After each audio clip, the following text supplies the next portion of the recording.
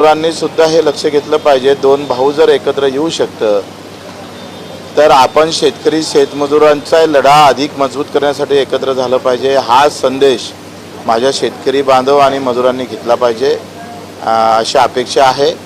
बुलढाण्याची घटना जे काल घडली ती अतिशय दर्दनाक आहे, अतिशय गंभीर आहे।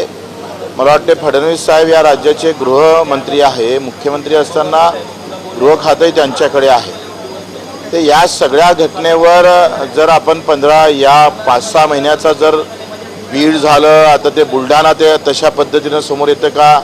अमरावती शहरामध्ये मागच्या 1 वर्षात 8 खून झालेले आहेत। गृह खात्याच्या अधिकाऱ्यांकडून खरं तर त्यांची कानचपटणी झाली पाहिजे। त्यांच्या एकंदरीत गृह खात्याकडून त्याच्यावर नजर आहे का नाही आहे अशा प्रकारची शंका